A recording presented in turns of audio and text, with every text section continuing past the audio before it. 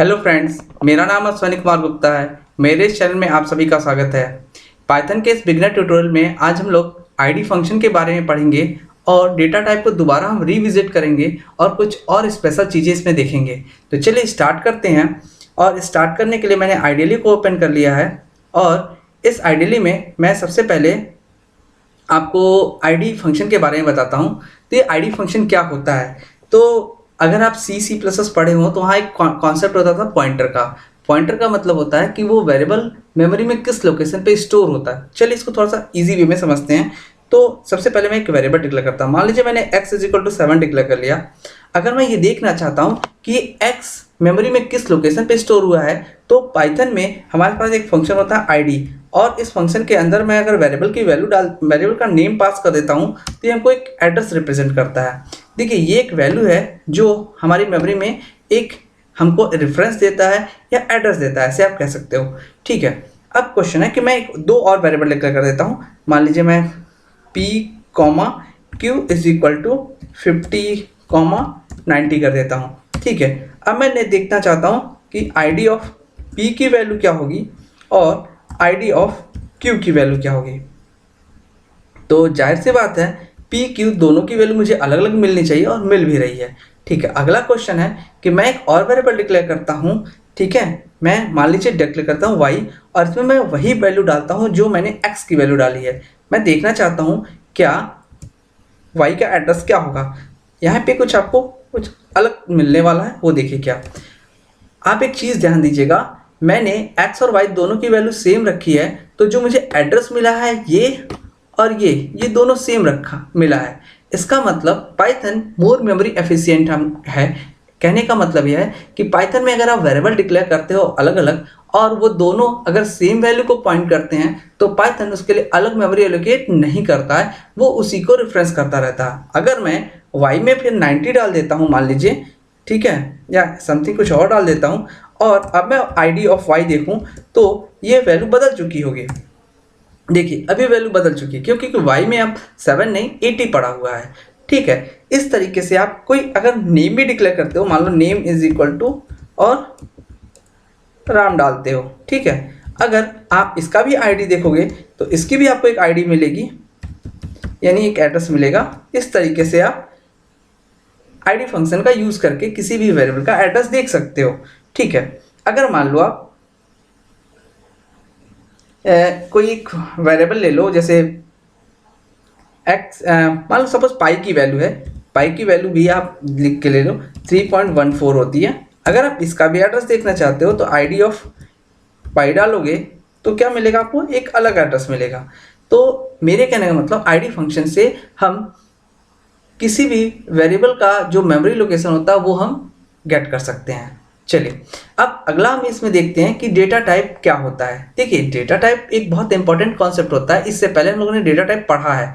ठीक है, तो डेटा टाइप अलग कॉन्सेप्ट का मतलब क्या है कि अगर हम ध्यान दें तो हम लोगों ने जो डेटा टाइप पढ़ा है इससे पहले लिस्ट, टपल और डिक्शनरी, सेट, ये हम पिछली वीडियो में पढ़ चुके हैं। ठीक है, तो चलिए ये डेटा टाइप की जरूरत क्या होती है। जब भी आप कोई सॉफ्टवेयर बनाते हो तो सबसे पहला क्वेश्चन होता है कि वो सॉफ्टवेयर किसी न किसी चीज़ को प्रोसेस करता है, यानी किसी न किसी डेटा को प्रोसेस करता है। अब वो डेटा किस टाइप का है, सपोज आप एक स्टूडेंट की इन्फॉर्मेशन स्टोर कर रहे हो तो उसका नाम होगा, उसका फादर नेम होगा, उसकी एज होगी, उसकी डेट ऑफ बर्थ होगी।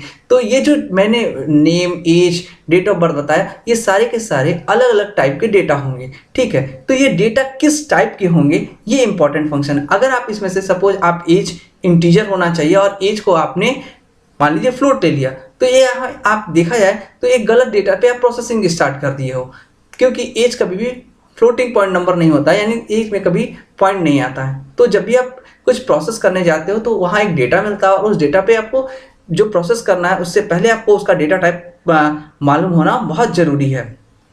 तो डेटा टाइप एक बहुत इंपॉर्टेंट कॉन्सेप्ट होता है कोई भी सॉफ्टवेयर बनाने से पहले।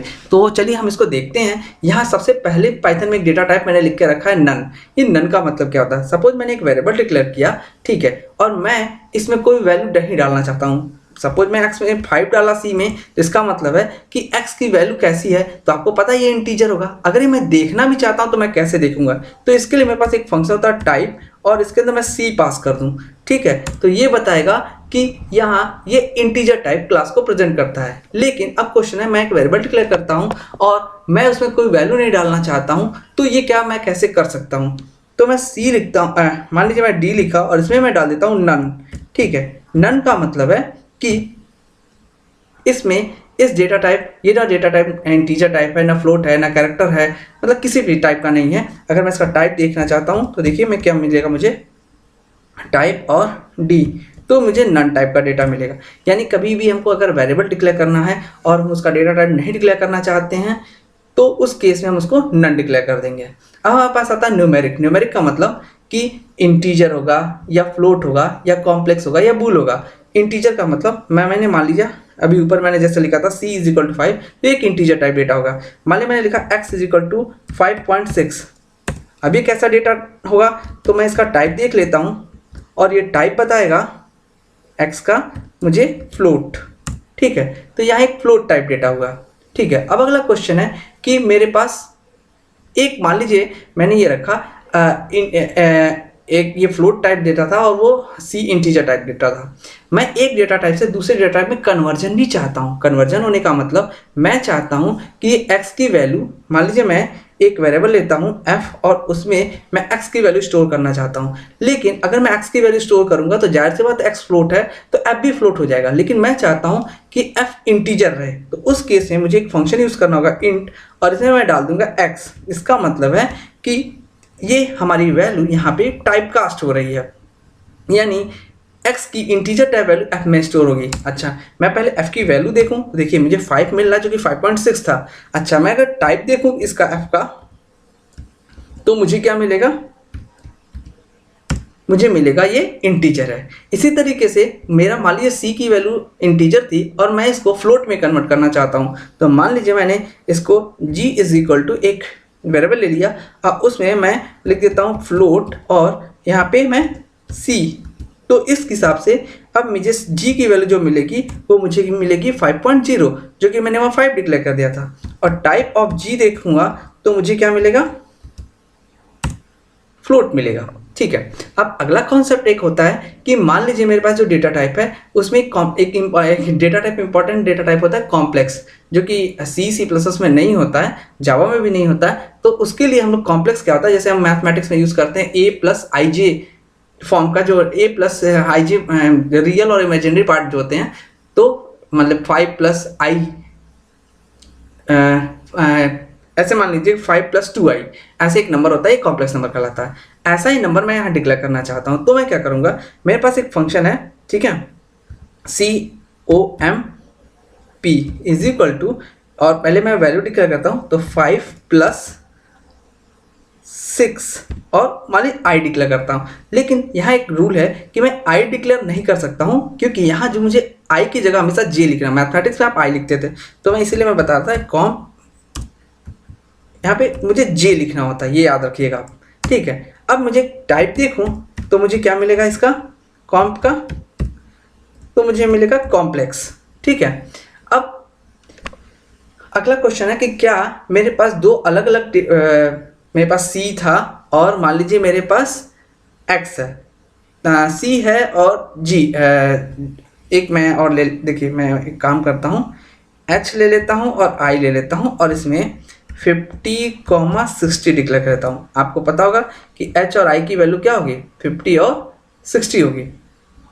इस केस में मैं चाहता हूँ कि इन दोनों वैल्यू को मैं कॉम्प्लेक्स टाइप में चेंज करना चाहता हूँ। ठीक है, तो मैंने लिखा p बराबर एक फंक्शन है कॉम्प्लेक्स और मुझे इसे पास करना होगा दो आर्गुमेंट h, i। इस हिसाब से p की वैल्यू को मैं प्रिंट कराऊँ तो देखिए मुझे 50+6j मिल गया और टाइप ऑफ p जो मिलेगा मुझे, ये मुझे मिलेगा कॉम्प्लेक्स टाइप। ठीक, यानी मैं एक डेटा टाइप से दूसरे डेटा टाइप में कन्वर्ट भी कर सकता हूँ। h और i मेरे इंटीजर टाइप डेटा थे और ये मेरे कॉम्प्लेक्स टाइप में कन्वर्ट हो गए, p में जी स्टोर हो गए। अच्छा, अब हमारे पास अगला जो डेटा टाइप है वो है बूल।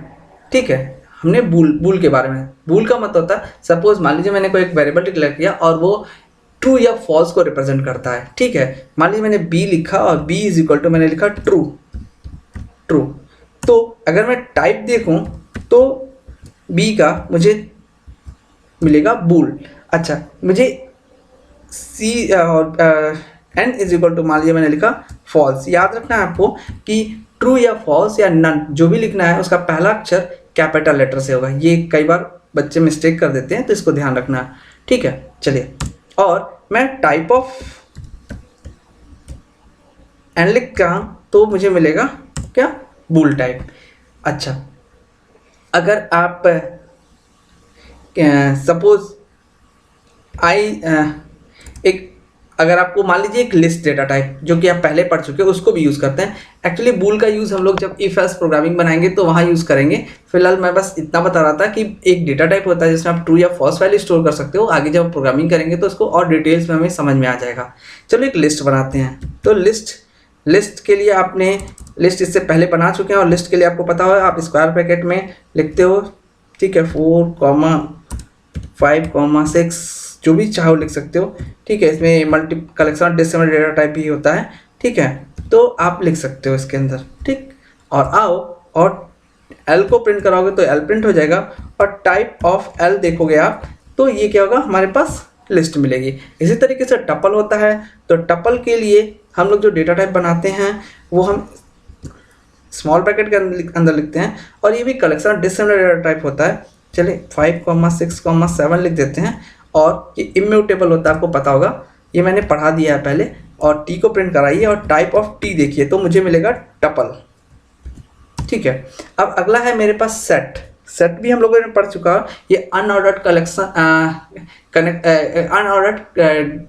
ऑफ डेटा टाइप होता है, और यूनिक डेटा इसमें स्टोर कर सकते हैं, और इसको हम हमेशा करली ब्रेसेस के अंदर स्टोर करते हैं। ठीक है, 1, 2, 3, 2 अगर मैं लिख दूं तो आपको पता है कि इसमें जो हमको वैल्यू मिलेगी, मैंने 2 दो बार लिखा है तो मुझे जवाब मिलेगा एक बार एस की वैल्यू।